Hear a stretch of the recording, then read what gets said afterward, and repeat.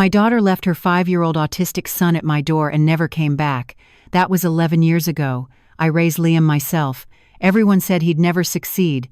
Too different, too difficult. They were wrong. By 16, he'd built a software worth $4.1 million. Then the news covered his story. 2 weeks later, my doorbell rang. Chloe, my daughter, standing there with a lawyer and documents claiming she'd been involved the whole time. Custody papers, financial records, visit logs, all lies, but they looked real. Our lawyer reviewed them and said without proof they're forged, we might lose. I panicked. Liam didn't. He leaned over and whispered, "Let her talk." I stared at him. We were about to lose everything and he wanted her to keep lying, but he just sat there calm, watching, and I had no idea what he was about to do. My name is Elaine. I am 68 years old, and this is my story.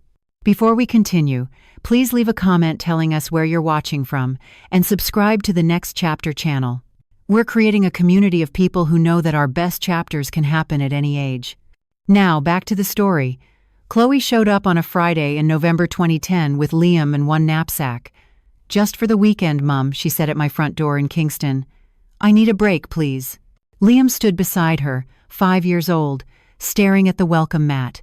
He rocked back and forth, heel to toe. His hands covered his ears even though we weren't making noise. "Chloe, what's I'll call you Sunday?" She was already turning away, walking fast toward her car.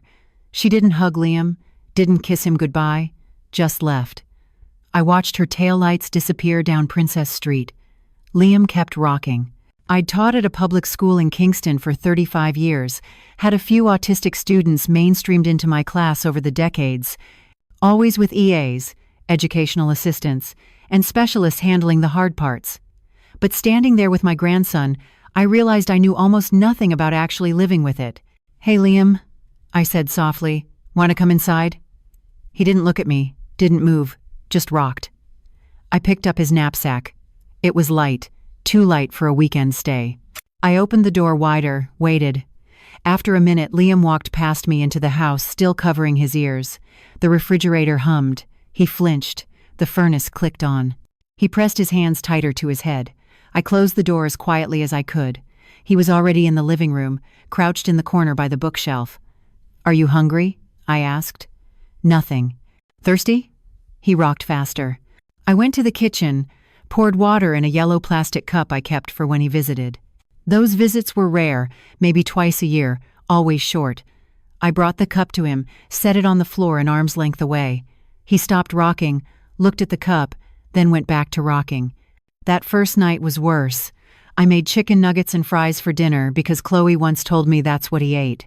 Liam took one look at the plate and turned away. I tried pasta. No. I tried a sandwich. He pushed it across the table. "What do you want to eat?" I asked. He hummed a low sound in his throat and stared at the wall. I gave him crackers. He ate 3. Bedtime was a disaster. I tried to help him brush his teeth and he screamed. Not crying, screaming like I was hurting him. I stepped back and he stopped, but he was shaking. "Okay," I said. "Okay, you can skip it tonight."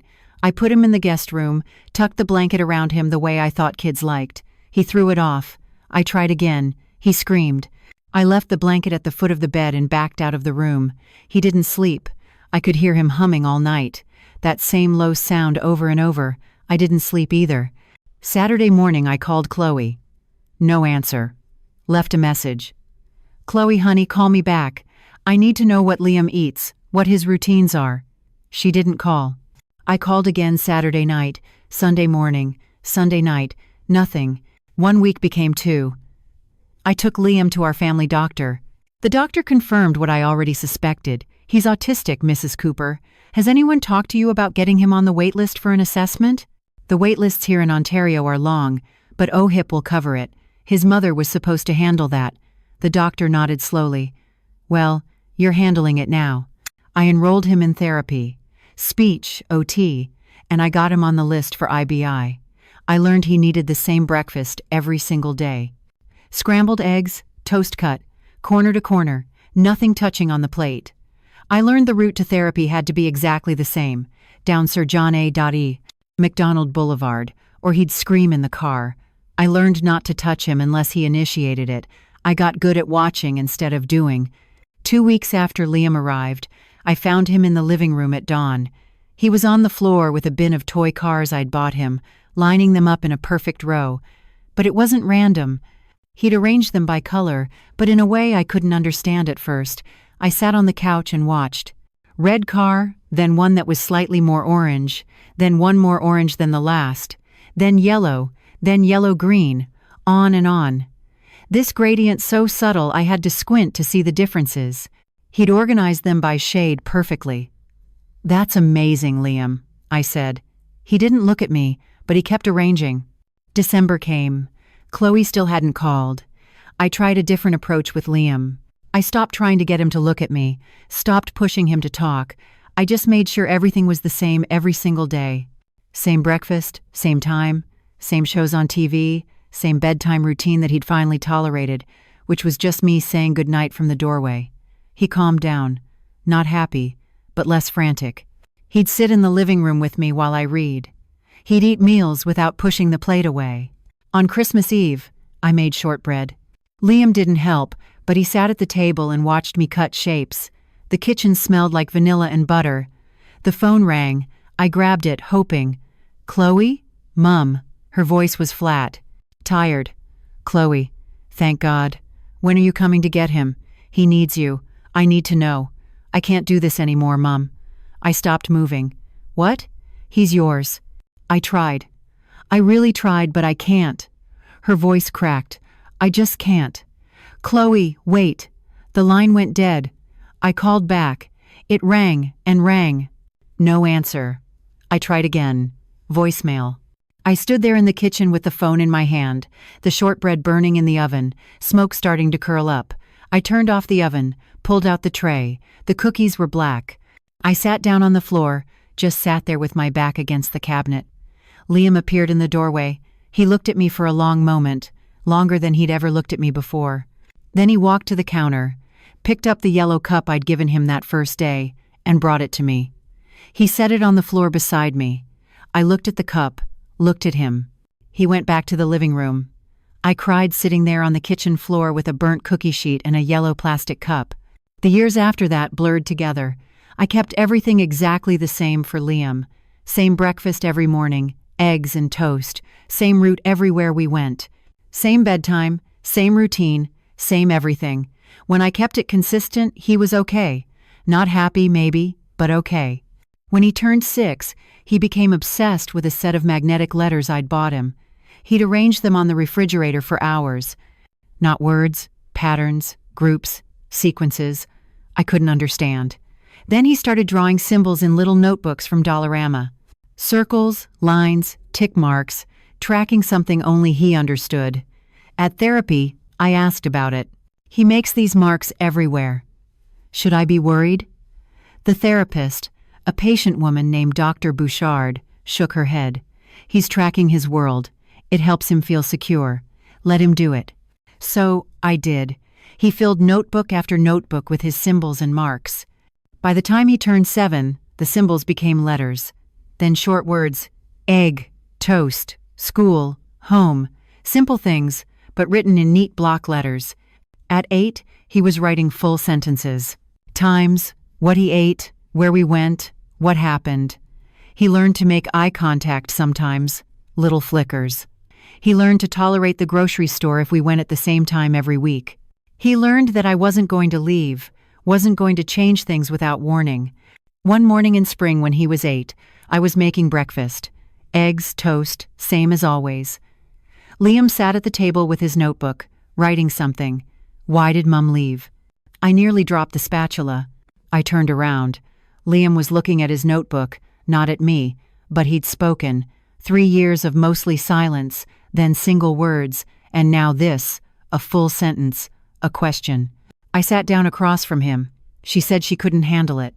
He nodded once, wrote something in his notebook, went back to staring at the page. I got up, finished making breakfast, put his plate in front of him. Then I went to the washroom and cried where he couldn't hear me. He'd spoken. He'd asked the question. I didn't know how to answer, but I told him the truth. That's all I could do, the truth, and eggs and toast every morning, and the same yellow cup. That's what I had to give him. It would have to be enough. A year after Liam first spoke to me, the school called with a problem. It was September 2014. Liam was 9, starting grade 4. I thought we'd moved past the hardest parts. He was talking in full sentences now, eating in the cafeteria without meltdowns, even raising his hand in class sometimes. Progress. Then, Principal Thompson wanted to move him. Mrs. Cooper, we need to discuss Liam's placement, he said over the phone. A new teacher this year, Miss LeBlanc, who'd seemed kind at orientation. I'd been hopeful. What's the problem, I asked. Liam would be better served in our special needs classroom. The other students are moving at a different pace. I gripped the phone. Liam keeps up with the work. It's not about academics, it's about behavior. He doesn't participate in group activities. He won't make eye contact during circle time. Yesterday he covered his ears during music class because it's loud. He has sensory issues. Mrs. Cooper, we have a program designed for children like Liam. It would be less stressful for everyone. Less stressful for the teacher, he meant. I want an IEP meeting, I said. We can arrange that. But this week silence. Then I'll have my secretary call you. I spent 3 days preparing. I printed every report card, every therapy progress note, every piece of documentation I'd kept in binders. Liam's reading was above grade level. His math was 2 years ahead. His handwriting was careful and neat, every letter perfectly formed. The problem wasn't that he couldn't learn. The problem was that he learned differently. The meeting was on a Friday afternoon, conference room at the school. 2 bright fluorescent lights humming. Principal Thompson sat at the head of the table. Miss LeBlanc next to him, school psychologist, special education coordinator, all of them with folders. I had one binder, but it was thick. Thank you for coming, Mrs. Cooper, Principal Thompson said. We want what's best for Liam, so do I. Monsieur LeBlanc spoke first. Soft voice, sympathetic smile. Liam is a sweet boy, but he struggles socially. He doesn't interact with peers. During group work, he sits alone. He refuses to participate. Does he do the work? I asked. She hesitated. Yes, but education isn't just about worksheets. It's about learning to work with others, to communicate. He's autistic. Communication is harder for him, but he's trying. The special education coordinator, a woman named Miss Pierce, leaned forward. Our resource room offers a smaller setting, fewer distractions, students who understand his challenges, students who can't keep up academically, I said. That's not Liam. Principal Thompson used that principal voice, the one I recognized from my own decades in classrooms. Reasonable, patient, condescending. We understand you want Liam in a mainstream classroom, but we have to consider the needs of all students. You're telling me Liam is disruptive, I said. Not disruptive exactly. Then what's the problem? Miss Pierce opened her folder. Liam's social skills assessment shows significant delays. His IQ testing was inconclusive. He refused to finish several sections because they were timed, and that made him anxious. His therapist documented that. Which brings us back to our point, Principal Thompson said. Liam needs support we can't provide in a regular classroom. I opened my binder, pulled out the first document. This is Liam's reading comprehension test from last month. 97th percentile, grade 7 level. Next document. Math assessment, 100%, grade 5 material. I kept pulling papers, stacked them in front of Principal Thompson. These are therapy notes showing his progress in speech, in emotional regulation, in sensory tolerance. He's come further in 4 years than anyone predicted. Not because he's in a special room with low expectations, because people believed he could do more. Miss LeBlanc looked uncomfortable. It's not about expectations. Yes, it is. You want him somewhere else because he makes you uncomfortable. Because he doesn't perform normal, the way you want normal to look. The room went quiet. Principal Thompson cleared his throat. Mrs. Cooper, I understand you're frustrated. Under the Education Act, Liam has the right to the least restrictive environment. That means a mainstream classroom with appropriate supports. Not segregation because he's different. I shouldn't have used that word segregation, but I was tired of being polite. We're not suggesting segregation, Miss Pierce said quickly. Just a more appropriate setting, then provide the supports in his current classroom, noise-canceling headphones for music, extra time for transitions, a quiet space if he gets overwhelmed. That's accommodation, not removal. They looked at each other. Principal Thompson sighed. We'll draft an IEP with those accommodations, he said finally. But if Liam continues to struggle, he won't. I didn't actually know that. But I knew giving up on him wasn't the answer. That evening, I spread all the meeting notes across the kitchen table, started organizing them into a 3-ring binder. Color-coded tabs for medical, educational, therapy, legal. My hands knew this work from years in classrooms. Liam came in from the living room. He'd been watching his show, the same episode he watched every Friday. His yellow cup sat on the counter where he always left it. He stood watching me work. "What are you doing?" he asked. His speech had grown stronger over the year, more fluid, making sure the school can't forget what you can do. He moved closer, looked at the papers. "Can I help?" I glanced at him. "Sure." We worked together for an hour. I showed him how I was organizing everything. He studied my system, then pointed to the therapy tab. These should be sorted by date, then by type. Speech separate from occupational, separate from behavioral. I looked at where he was pointing. He was right. That made more sense. "Show me," I said. He rearranged the entire section in 10 minutes, created a system I wouldn't have thought of, logical and clean and perfect. I watched him work, his hands moving fast, completely focused. He understood organization on a level I'd never reach. Pattern and structure, and order. It came naturally to him, the way breathing came to other people. "That's really good, Liam," I said when he finished. He nodded. Didn't smile, but I could tell he was pleased. The next year, when Liam turned 10, his speech therapist suggested a tablet for communication support, something to type on when speaking felt too hard. I saved up and bought him one for his birthday. He had it figured out in a day. Within a week, he downloaded a scanning app, started photographing every page of his notebooks, creating digital copies. I watched him work, methodical and focused, preserving everything he'd ever written. "Why are you doing that?" I asked. "So I don't lose it," he said, not looking up from the screen. At therapy group sessions for parents, the other mothers would ask me questions during coffee time.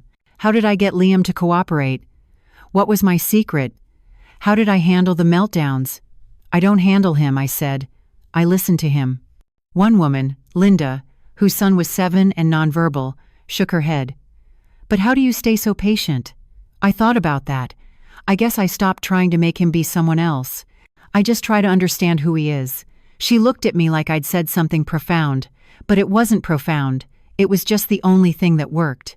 Liam started noticing patterns everywhere.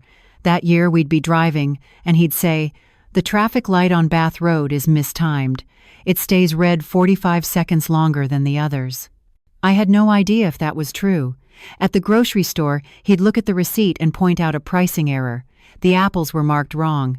5 cents higher than the shelf tag. He was right every time. Once at a parent-teacher conference that fall, Principal Thompson smiled at me while explaining Liam's progress, but his eyes stayed flat, cold. In the car, Liam said, "He doesn't like me." "What?" "No, honey. He was being nice. His face moved wrong. The smile didn't match." I glanced at Liam. He was staring out the window, expression blank. "What do you mean?" When people really smile, the muscles around their eyes contract. His didn't. He was pretending. I drove in silence. Liam was 10 years old and he could read faces better than I could. By the time he turned 11 and started grade 5, I thought we'd found our rhythm. Then Mrs. Gill called me at work one afternoon. "Mrs. Cooper," Liam disrupted class today. My stomach dropped.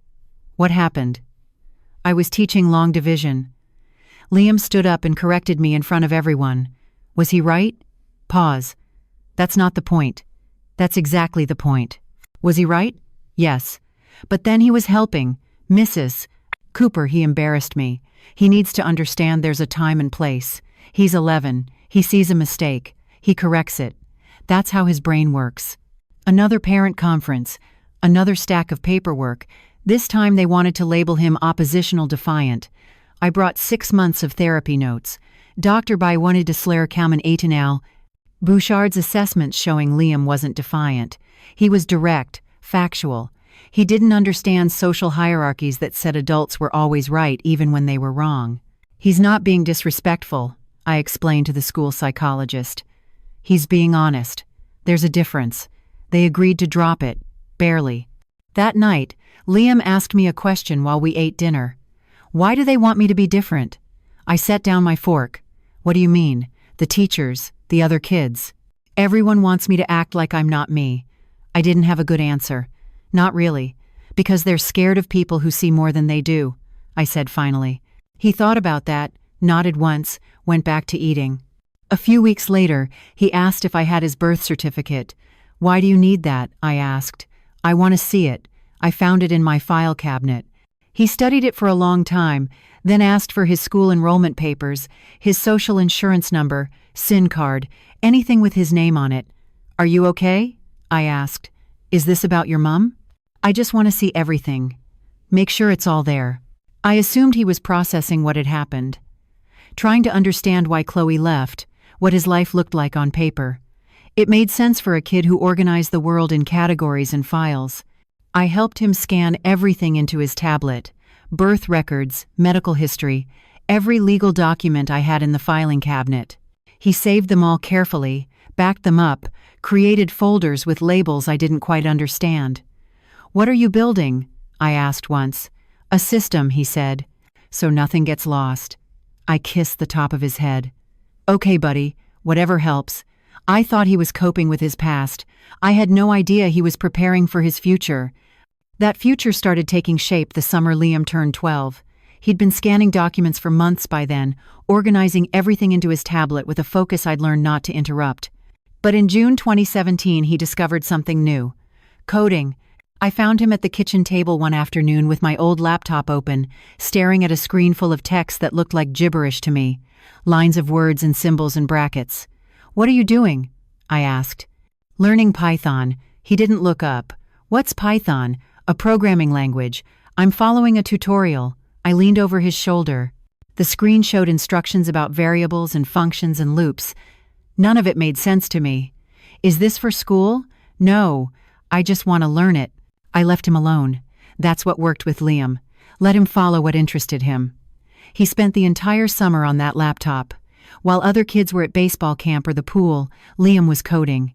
I'd bring him lunch, and he'd eat without looking away from the screen. His yellow cup sat beside the laptop, half full of water he'd forget to drink. By August, he was showing me things he'd made, little programs that did tasks I didn't understand. This one sorts files by date, he explained. This one finds duplicates. This one checks if a file has been modified. That's really impressive, Liam. He nodded, kept typing. In September, I used the last of my savings to buy him a better computer, a real one, not my hand-me-down laptop that took 5 minutes to start up. He'd earned it. The man at the computer store asked what Liam would use it for. Programming, Liam said. How old are you? 12. The man smiled.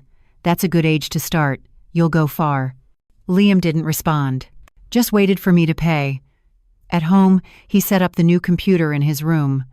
I made him promise to still come out for meals and to sleep at reasonable hours. He agreed, but I could tell his mind was already back in that world of code I couldn't enter. One evening in October, he called me to his room. I want to show you something. I sat on the edge of his bed. He pulled up a program on his screen. What is it? Watch. He opened a document, a simple text file with a few sentences. Then he ran his program. Numbers appeared on the screen, long strings of them. That's the document signature, like a fingerprint. Okay, I said, not really understanding. He opened the document again, changed one word, saved it, ran the program again. Different numbers appeared. See? The signature changed. That means the document was altered. So you can tell if someone edits something. Yes, and when, and how many times. He looked at me, actually made eye contact for a moment. So things stay true. I thought about all those school meetings, all those times administrators had said one thing and then claimed later they'd said something else. All the times I'd wished I had proof. That's brilliant, Liam. He turned back to his screen. It's just pattern recognition. Digital instead of physical. Just pattern recognition. As if that wasn't everything. The next year when he was 13, the project expanded. I want to digitize all your binders, he said one morning at breakfast. The school meeting notes, All of it. I looked at him over my coffee. That's a lot of scanning. We already did the legal stuff. I know, but I want everything in the system. What system? The one I'm building, so nothing gets lost or changed. I thought about it. Those binders held years of fights, years of advocacy, years of proof that Liam wasn't what people assumed he was. Okay, I said, but you're doing the scanning. My back can't handle that many hours hunched over. We spent weeks on it. I'd pull out binders and Liam would scan page after page. IEP meeting notes from 2014, therapy assessments from 2012. Report cards, progress notes, incident reports. Every piece of paper that told Liam's story. He didn't just scan them. He did something to each file on his computer, adding layers of information I couldn't see. What are you adding? I asked once. Timestamps, verification codes, hash values. He paused. Each document connects to the ones before and after it, like a chain. If someone tries to change one link, the whole chain breaks. Why would someone change them? He looked at me. Why did Principal Thompson try to move me when I was 9? Fair point. So, this protects the truth, I said. Yes. I watched him work. This kid who'd been nonverbal 7 years ago, who'd screamed at the sound of the vacuum, who couldn't look anyone in the eye. Now, he was building something I could barely comprehend, something powerful. I'm proud of you, I said. He nodded once, kept scanning. Our relationship had changed by then. We didn't need a lot of words. I'd say something, he'd nod. He'd show me something on his computer. I'd tell him it was good. We had dinner together every night. Same time, same seats. His yellow cup always to the right of his plate. Comfortable. That's what it was. Comfortable silence with someone who understood you didn't need to fill every quiet moment with noise. He turned 14 inches November 2018. One afternoon, he asked if I'd kept anything from when he first came to live with me. Like what? Receipts, calendars, bank statements. Anything from 2010 or 2011? I frowned. Why would you want that? I just want to see it. I led him to the garage, showed him the boxes I'd never thrown away because I'm not a throwaway kind of person. Old CRA files, utility bills, bank statements going back a decade, calendars where I'd written appointments and errands in cramped handwriting. You kept all this? He asked. I taught public school. We keep everything. He started going through the boxes, pulled out my 2010 calendar, opened it to November, ran his finger down the dates. Why do you need this? I asked. I need to know what really happened. Not what people say happened, what actually happened. I sat down on an overturned crate. This is about your mom. He didn't answer right away, just kept looking at the calendar, at my handwriting marking the day Chloe brought him. The days after when I'd written, try chicken nuggets and call Chloe and doctor appointment. I need to know the timeline, he said finally. When things happened, what was real? My chest tightened. He was processing it. The abandonment, the years without her, the questions he'd never gotten answers to. We can scan all of it, I said. Whatever you need. We brought the boxes inside, spent the next month scanning grocery receipts, bank statements showing I'd never gotten a check from Chloe. Phone bills proving she'd never called. Calendars documenting our routine, our life, every ordinary day that proved she'd been gone. I thought he was building a timeline of his childhood, understanding his past through documentation and proof. Why grocery receipts? I asked once, watching him scan a faded slip from 2011. They have dates. They show where we were, what we bought. They're evidence. Evidence of what? Of what happened. Of what was real. I didn't push. If he needed this to heal, I'd help him. He started staying up later that year. I'd go to bed at 10 and hear the click of his keyboard through the wall. At midnight, I'd get up, make him a sandwich, or cut up an apple, leave it on his desk, without saying anything. Thanks, he'd murmur, not looking away from his screen. Some nights, I'd wake at 2 or 3, 0 inches the morning and see light under his door. Liam, you need to sleep, I'd say. Almost done. He was never almost done. One night in February, I brought him tea at 1, 0 inches the morning. His room was cold. 3 monitors now, all showing different screens of code and documents and data. What are you making?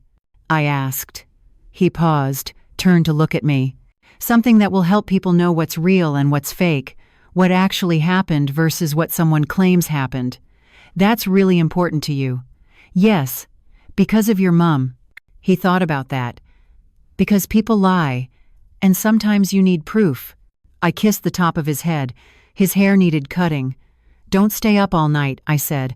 I won't. He did anyway. I'd find him asleep at his desk some mornings, head on his arms, monitors still glowing. I'd put a blanket over him and make breakfast. He'd wake up an hour later and come to the kitchen like nothing had happened. I was proud of him. Proud of his dedication, his intelligence, his drive to create something meaningful. I just didn't understand what it was really for. I thought he was healing from the past. I didn't know he was building armor for the future. I'd find him asleep at his desk some mornings, head on his arms, monitors still glowing. I'd put a blanket over him and make breakfast. He'd wake up an hour later and come to the kitchen like nothing had happened. I was proud of him, proud of his dedication, his intelligence, his drive to create something meaningful. He'd ask me sometimes to test his programs. Click this button. Tell me if the colors look right, if the words make sense. I didn't understand what any of it did, but I could tell him if it looked finished. Does it work? I'd asked. Yes. Then what are you still working on? Making it better. Always better. Always more accurate. Always one more test. One more verification. One more way to prove what was real and what wasn't. I thought it was just a project, something impressive he'd put on university applications someday. I had no idea what he was really building. What he was building turned out to be something people would pay millions for. Liam was 15 when he finished it. Spring 2020, middle of the pandemic. The world locked down and everyone suddenly living online. Liam barely noticed the difference. He'd been living in his room with his computers for years already. I want to show you something, he said one afternoon in May. I followed him to his room, 3 monitors all showing different screens. He pulled up a program with a clean, simple interface. Nothing fancy, just boxes and buttons and text. This is it, he said, the verification system. What does it do? He clicked through screens, showing me features I only half understood. It analyzes documents, checks if they've been altered, when they were created, if the signatures match other known samples. It catches forgeries. I watched the program run through a sample document. Numbers appeared, graphs, analysis results. So if someone fakes a document, this catches it, yes. The metadata, the digital fingerprints, the patterns. It sees what people can't. That's incredible, Liam. He nodded. I'm going to sell it. To who? Security companies. Fraud prevention. Anyone who needs to verify documents are real. He said it so matter-of-factly, like it was obvious. My 5-year-old son was going to sell software to companies. Do you know how to do that? I asked. I've been researching. Of course he had. He started reaching out to companies that month, sent emails with professional language. I helped him polish, though his direct way of writing was clearer than most business communication I'd seen. The first sale came in June. A small security firm bought a license for $25,000. I stared at the number on the screen when Liam showed me. $25,000. It's less than it should be, he said. But it's a proof of concept. Now I have a client. He was right. Once word got out that his system worked, other companies wanted demos. Liam took conference calls in his room. That same calm voice he used with me, explaining technical concepts without dumbing them down. I'd listen from the hallway. Sometimes he'd say things like, the algorithm compares hash values across multiple verification layers, and somehow the business people on the other end understood him, or pretended to. He turned 16 inches November 2020. By January 2021, he had 6 more clients and enough money in his account to pay for university twice over. Then the big offers started coming. Tech companies wanted exclusive rights. Corporate fraud prevention firms wanted to license it for their entire operations. The numbers jumped from thousands to hundreds of thousands to millions. I need help, Liam said in February. I don't know how to evaluate these contracts. I found a business lawyer through a colleague, David Chen, specialized in intellectual property and software licensing. He met with us on a Saturday morning at our kitchen table, spread out 3 different contract offers. These are all substantial, he said, looking at Liam. You built something valuable. Liam nodded. Which one is best? David walked him through the options. Licensing deals that would pay over time, acquisition offers that would buy the software outright. Liam listened, asked specific questions about terms and conditions and rights. I want to sell it completely, Liam said finally. I don't want to manage licensing or support or updates. Just sell it and be done. David looked surprised. You're sure? Licensing could pay more long-term. There's a non-compete clause in the acquisition, Liam said. If I sell it, I can't make competing verification software for 5 years. That's standard, David said. Does that bother you? No. I'm done with this kind of software. I glanced at him. He said it so definitely, like he'd already planned what came next. He sold it in March for $4.1 million. $4.1 million. I couldn't process that number. I'd worked 35 years as a teacher and made maybe half that total before taxes. The local CKWS News heard about it somehow, wanted to do a story about the local autistic teen who'd created revolutionary security software. I didn't want them in our house. Didn't want them turning Liam into inspiration material. But he said yes. The reporter, a young woman named Kate, came on a Thursday afternoon. She set up in our living room, asked if she could film Liam at his computer. Can you explain what your software does? She asked. It verifies document authenticity through pattern recognition and metadata analysis, Liam said, looking at the camera the way he'd look at anyone. Direct. It catches forgeries that people miss. What made you want to create this? I tensed, but Liam answered simply, I wanted to know what was real. People lie. Documents don't, if you know how to read them correctly. Kate smiled. That's very insightful. Do you have plans for what you'll do with the money? Not yet. She tried a few more questions, but Liam's answers were short, factual, not the emotional human interest story she wanted. After 20 minutes, she thanked us and left. The segment aired on Friday Evening News. Kingston teen creates revolutionary security software. They used maybe 2 minutes of the interview, added dramatic music, showed Liam at his computer looking focused and brilliant. I watched it with him. How do you feel? I asked when it ended. Fine. But I noticed something in the days after. He wasn't celebrating. Wasn't excited about the money or the attention or what came next. He was just waiting, watching. I'd catch him staring out the window sometimes, or sitting at the kitchen table with his yellow cup, not drinking, just holding it. You okay? I'd asked. Yeah, but he wasn't. Something had shifted, some tension I couldn't name. 2 weeks after the news story aired, the doorbell rang on a Tuesday afternoon.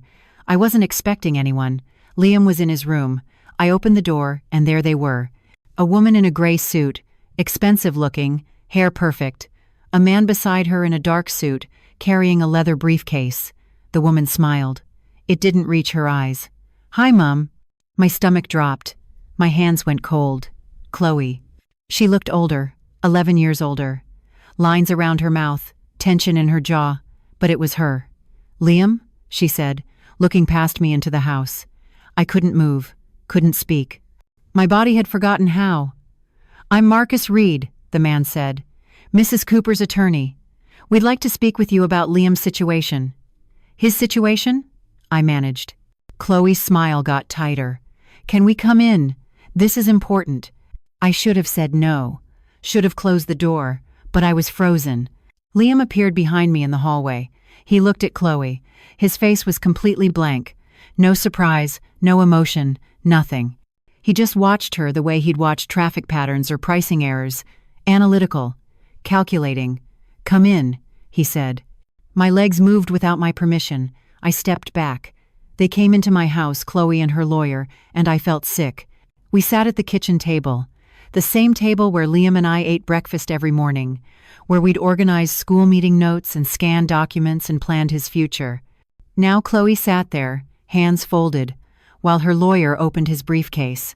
Mrs. Cooper, we're here to discuss custody and financial guardianship, he said.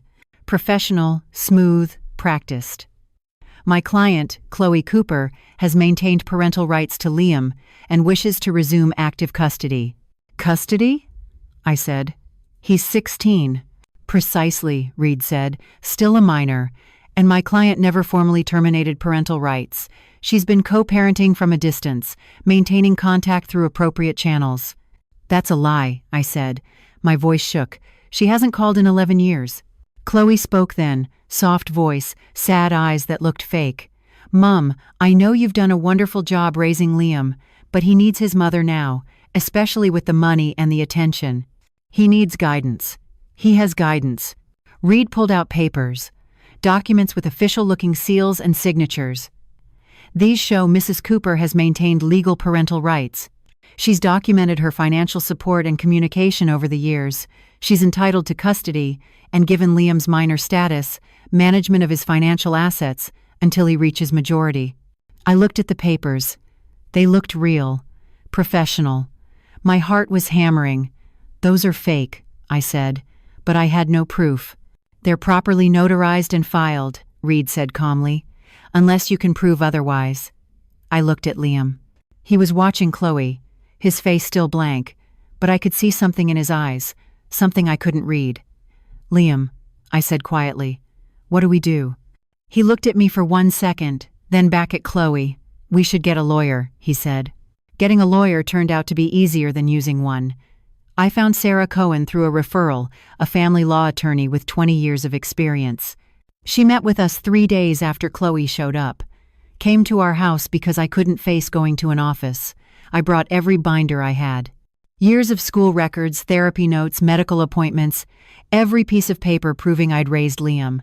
My hands shook the entire time I carried them to the kitchen table. Liam sat quietly in the chair beside me, watching, always watching. Sarah spread Chloe's documents across the table, the ones Reed had presented. She studied them for over an hour, reading every page, checking signatures, examining the stamps. Finally, she looked up. Her face told me everything before she spoke. These look legitimate, she said carefully. Very professionally done. But they're fake, I said. She's lying. She hasn't seen him in 11 years. I believe you. But do you have concrete proof these documents are forged? I pulled out my binders. I have everything.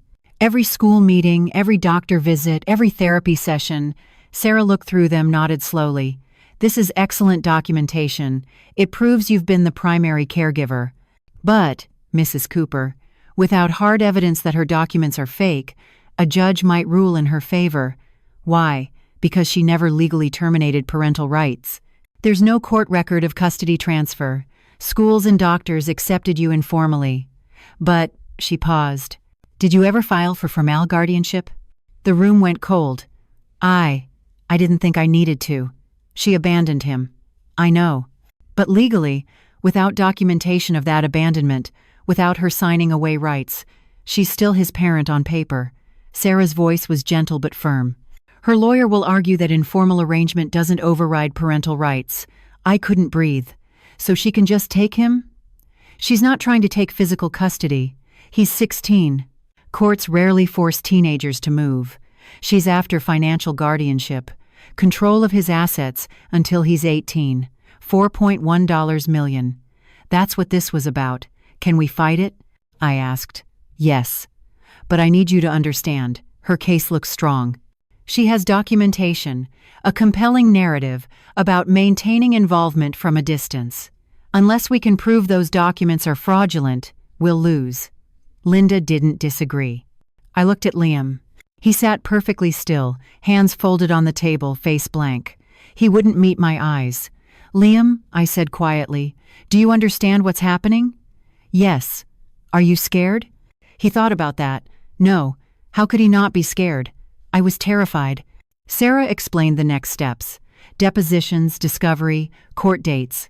It would take weeks, maybe months. The whole time Chloe's claim would hang over us. After she left, I sat at the kitchen table and broke down. We're going to lose you, I said through tears. After everything. After 11 years, we're going to lose. Liam stood up, didn't say anything, just walked to his room and closed the door. I wanted him to tell me it would be okay, to show some emotion, some fear, something. But he just left me there. I cried alone at the table for an hour. The deposition started 2 weeks later. Chloe went first. She sat in the conference room at her lawyer's office, perfectly composed. hairstyled, makeup subtle, wearing a soft gray sweater that made her look maternal. Reed asked her questions. She answered smoothly. "Can you describe your involvement in Liam's life over the past 11 years? "I've tried to maintain consistent contact," she said. Her voice was steady, warm, apologetic. "I visited monthly when possible, sent financial support through money orders, called regularly to check on his progress." "Why didn't you take physical custody?" "I felt it was better for Liam to have stability with my mother while I dealt with personal challenges. But I never stopped being his mother. I never stopped caring." She provided dates, specific months when she claimed to have visited, exact dollar amounts she supposedly sent. December 2012, $400. April 2014, $600. On and on, a detailed financial record of support that never happened. I sat there listening, nails digging into my palms. "Mrs.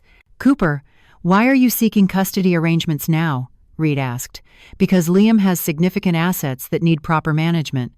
And because he's approaching adulthood, I want to be present for this crucial transition, to guide him, to make up for lost time." She looked at me when she said it. Sad eyes, regretful smile. I wanted to scream, wanted to call her a liar in front of everyone, but Sarah had warned me. "Stay calm, don't react, let her tell her story." After Chloe finished, Sarah took me aside. "Her testimony is detailed, consistent. That's very convincing to judges. It's all lies, I know, but can you prove it?" I couldn't. Liam's deposition was 3 days later. Reed asked him questions about his childhood, about memories of his mother, about her involvement. "Do you remember your mother visiting you?" Reed asked. "I don't recall specific visits. Do you remember phone calls from her?" "I'd have to check my records." "What about financial support? Did you know she was sending money?" "I don't remember receiving money from her." Reed looked pleased. He thought Liam's memory was poor, that it supported Chloe's narrative that she'd been involved, but Liam, being autistic, simply didn't remember clearly. He had no idea. Sarah asked Liam questions too. "Can you describe your relationship with your grandmother?" "She takes care of me, cooks meals, helps with school. She's always been there." "Do you want to live with her?" "Yes." "Do you want your mother to have control of your finances?" "No." Short answers. Direct. True. But they felt weak against Chloe's detailed lies. After the deposition, Sarah drove us home. "He did well," she said. "But Mrs. Cooper, I have to be honest. Without evidence proving Chloe's documents are forged, this is going to be difficult." "How difficult?" "We might lose." That night, I couldn't sleep at all. I lay in bed staring at the ceiling, thinking about Liam being taken away, Chloe controlling his money, him turning 18 and being free, but those 2 years feeling like forever. At 3:00 the morning, I got up, saw a light under Liam's door. I opened it quietly. He was at his computer, 3 monitors glowing, lines of code scrolled across one screen. Documents and data filled the others. "Liam, it's 3:00 the morning. He didn't turn around. I know. You need to sleep. Court is tomorrow." "I'm almost done." "Done with what?" He kept typing. "My records." I moved closer, saw spreadsheets with dates, files with names. I recognized my bank statements, calendar entries, phone records. "Liam, I don't know what to do," I said. My voice broke. "I don't know how to fight this." He stopped typing. "Didn't turn around. Just tell the truth tomorrow," he said quietly. "That's all you have to do. The truth isn't enough." "She has documents. She has proof. Fake proof, but proof." "Tell the truth," he repeated. I wanted to shake him, to make him understand how serious this was. But he just sat there, calm, focused, like losing me didn't matter. I went back to bed. Didn't sleep. Just lay there in the dark, terrified. Liam stayed at his computer all night. I heard the keyboard clicking until dawn. I had no idea what he was doing. I just knew I was about to lose him, and there was nothing I could do to stop it. Morning came, whether I wanted it to or not. I got up at 6, made breakfast. Neither of us would eat. Liam came out of his room at 7, showered, dressed in the button-down shirt we'd bought for court. He looked older than 16, tired, but calm. "You ready?" I asked. "Yes." We drove to the courthouse in silence. My hands shook on the steering wheel. Liam stared out the window. Sarah met us on the steps. Remember, stay calm. Let me do the talking. Liam, answer questions directly, but don't volunteer information. Liam nodded. The courtroom was smaller than I expected. Wood paneling, fluorescent lights, that smell of old paper and floor polish. Judge Harrison sat at the bench. A woman in her 50s with sharp eyes and gray hair pulled back. Chloe sat at the front table with Reed. She dressed carefully, soft colors, minimal jewelry, hair loose. She looked like a concerned mother. We sat at our table, Sarah on one side of me, Liam on the other. "All rise," the bailiff said. The hearing began. Reed stood, presented his case smoothly. Chloe Cooper, devoted mother, maintained consistent involvement despite personal challenges. Documentary evidence of parental rights never terminated, financial support provided, regular contact maintained. He laid out the documents on the evidence table. The custody papers, the co-parenting agreements, the financial records, all fake, all convincing. Judge Harrison reviewed them carefully, took her time, then she looked at Chloe. "Mrs. Cooper, can you describe your involvement in Liam's life over the past 11 years? Chloe's voice was steady, warm. "I tried to stay connected as much as possible, Your Honor. I visited when I could. I sent money to help with his care. I called regularly to check on his progress. Why didn't you maintain physical custody?" "I felt it was better for Liam to have stability with my mother while I addressed personal issues. But I never abandoned him. I never stopped being his mother." She said it with such conviction, such sincerity. I wanted to scream. The judge asked more questions. Chloe answered all of them. December 2013, she visited for Liam's birthday. April 2015, she sent $600 for therapy costs. May 2017, she called to discuss his progress in school. Lies. All lies, but detailed, consistent lies. Judge Harrison looked thoughtful. "Thank you, Mrs. Cooper." Then it was Sarah's turn. She presented my binders. Years of school meetings, therapy records, medical appointments, every piece of evidence that I'd raised Liam alone. But as she went through them, I could see the judge's expression. Sympathy, but doubt. "Miss Cohen," Judge Harrison said, "these records show Mrs. Cooper has been the primary caregiver, but I don't see formal guardianship documentation. No court order transferring custody. No legal termination of parental rights." My chest tightened. "Your Honor," Sarah said carefully, "Chloe Cooper abandoned Liam when he was 5 years old. My client has documentation of that abandonment, but without Miss Chloe Cooper's signature on custody termination papers, without legal documentation, her parental rights remain intact." The judge looked at me, not unkindly. "Mrs. Cooper, I understand you've done excellent work raising your grandson. But legally, without proof that his mother abandoned her parental rights, her claim has standing." The room tilted. Chloe looked at Reed, smiled slightly. She thought she'd won. My heart was pounding so hard I couldn't breathe. I looked at Liam beside me, desperate for something, anything. His face was completely blank, unreadable. I leaned close, whispered, "She's lying. We have to stop her." He turned his head slightly, whispered back, "Let her talk." "What?" "Let her say everything she wants to say. I didn't understand. We were losing." And he wanted Chloe to keep talking. Judge Harrison looked at Liam. "Young man, do you wish to speak?" Long pause. Liam sat perfectly still. Then he stood. "Yes, Your Honor. I have evidence." My heart stopped. What evidence? I'd given Sarah everything I had. "Approach," Judge Harrison said. Liam picked up a bag I hadn't noticed him carrying. Walked to the witness stand, calm, steady, like he'd done this 100 times. He pulled out a laptop. "May I connect this to the display, Your Honor?" Judge Harrison looked surprised. "What are you presenting?" "Verification of document authenticity and timeline evidence." He spoke clearly, directly, the way he always did. "I built a system that proves whether documents are real or forged." Reed stood immediately. "Your Honor, this is highly irregular. We weren't informed of this evidence. Your client presented fraudulent documents 6 weeks ago," Liam said, looking at Reed. "I'm presenting analysis of those documents now." Judge Harrison studied Liam. "Proceed. But this better be relevant." Liam connected his laptop. The courtroom display lit up. He pulled up Chloe's custody documents first, the ones Reed had presented. They appeared on the screen, official-looking with stamps and signatures. These documents claimed to be from 2011 through 2020, Liam said. But the digital metadata shows they were created 6 weeks ago, right after the news story about my sale aired. He clicked through screens showing creation dates, file properties, editing history. All time-stamped, all recent. Reed objected. Metadata can be manipulated. Not in this case, Liam said calmly. The signature verification shows additional discrepancies. He pulled up my copy of his birth certificate, Chloe's signature from 2005, then ran a program that analyzed the signatures on the custody documents. Numbers appeared. Comparisons, statistical analysis. The pressure patterns don't match. The letter formation is inconsistent.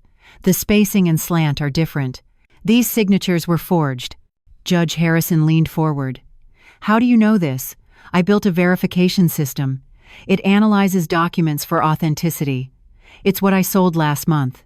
You're 16, the judge said. Yes. She blinked. Continue. Liam pulled up a new screen.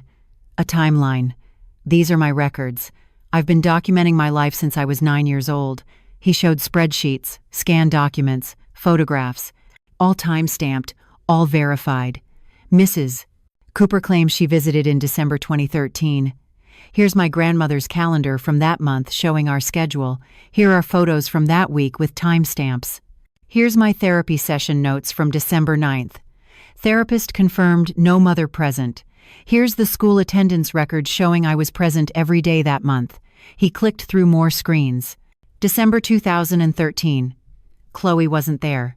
Mrs. Cooper claims she sent money orders. Here are 7 years of my grandmother's complete bank records. No deposits from Chloe Cooper, not $1. Bank statements appeared on screen. Every transaction highlighted, every source documented. Nothing from Chloe. Mrs. Cooper claims she called regularly. Here are phone company records from 2010 to present. 0 calls from her number after December 24, 2010. Phone records, years of them. Chloe's number nowhere. April 2015, she claims she sent $600 for therapy. Here's the bank statement, showing no such deposit. Here's my grandmother's calendar, showing she paid out of pocket. Here's the receipt. Every claim Chloe had made. Liam demolished with proof. Reed stood again. Your Honor, this evidence wasn't disclosed in discovery. Because you presented fraudulent documents 6 weeks ago, Liam said. I built the verification system to analyze them. That's impossible, Reed said. You couldn't build something like this in 6 weeks. I didn't, Liam said. I've been building it for 7 years. I just finished analyzing these specific documents 6 weeks ago. Judge Harrison stared at him. You've been documenting your life for 7 years? Yes, Your Honor. Every calendar entry my grandmother made, every receipt she kept, every therapy session, every school meeting, every bank transaction. Everything is time-stamped, cross-referenced, and verified. The system makes it impossible to alter retroactively. He pulled up more screens, showed the judge how it worked, how each document connected to others, how the verification codes proved nothing had been changed. So when Mrs. Cooper says she visited monthly, sent money, called regularly, I can prove she didn't. Because I have proof of what actually happened, what was real. The courtroom was silent. Judge Harrison looked at Chloe. Mrs. Cooper, can you explain these discrepancies? Chloe's face had gone pale. She looked at Reed. The metadata could be wrong, she said. Her voice shook. The dates might be. I mean, I did visit. I did send money. When exactly? The judge asked. December 2013, I remember. Do you have proof, receipts, photos, anything? Chloe stammered. I didn't keep records. I was there. I know I was there. But you have detailed financial records of money orders sent. Yes, I mean, those show. She was falling apart, contradicting herself. The confident mother from 20 minutes ago was gone. Mrs. Cooper, Judge Harrison said coldly, did you or did you not falsify custody documents? No, I mean, my lawyer said. Reed looked sick. Judge Harrison turned to Liam. This verification system, it's legitimate? Yes, Your Honor. I sold it last month to Anderson Security for $4.1 million. They verified its accuracy before purchase. The judge's eyebrows rose. Then she looked at the evidence again, at the timeline, at the proof that Chloe had been gone for 11 years. I've seen enough, she said. She ruled from the bench. No recess, no deliberation. Chloe Cooper, I find your testimony not credible and your documentation fraudulent. Full custody and guardianship is awarded to Elaine Cooper. Furthermore, I'm referring this case to the Crown Attorney for investigation of perjury and fraud. Chloe made a sound like choking. This hearing is adjourned. The gavel struck. It was over. Outside the courthouse, standing in the afternoon sun, I finally understood. You knew, I said. You've been protecting us all along. Liam nodded once. Didn't smile, just nodded. 6 months later, things looked different. Liam couldn't work in data security anymore. The non-compete clause from selling his verification system was clear, so he started a new company, software testing and quality assurance. I'm hiring people like me, he said over breakfast one morning. Autistic people. We see patterns others miss. His first hire was Mark. I recognized the name immediately. Mark had been my student 20 years ago. I'd fought the school board for him in grade 4. They said he'd never hold a job. Now he was Liam's lead quality tester. Then Marcus, then Lily.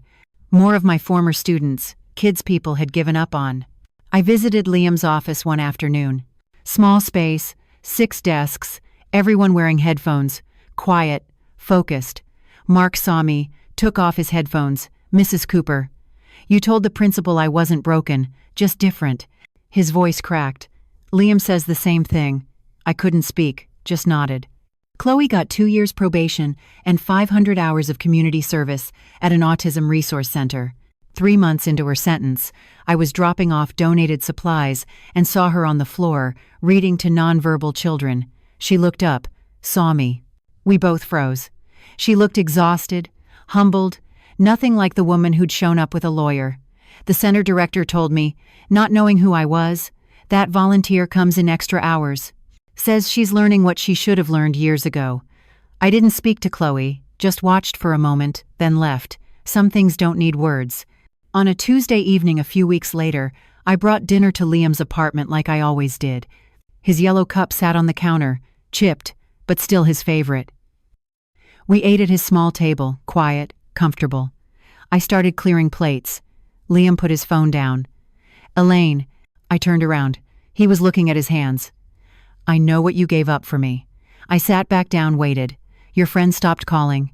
You stopped going places. I heard you on the phone once, turning down a trip because you couldn't leave me. Liam, you could have sent me away like she did. School suggested it. You didn't. My throat was tight. You're my grandson. I know. He looked up at me. But you chose it. Every day. Even when I couldn't say thank you. Silence. Just the hum of his refrigerator. It mattered, he said quietly. I reached across the table, put my hand near his. Not touching, but close. You were worth every single day, I said. He nodded once. I know that now. We sat there a moment longer. Then I got up, finished the dishes while he opened his laptop. Same routine, same comfortable silence, but something important had been said. I kissed the top of his head on my way out. He didn't flinch. See you Tuesday, I said. Tuesday, he confirmed. I drove home through streets I'd driven 1,000 times before.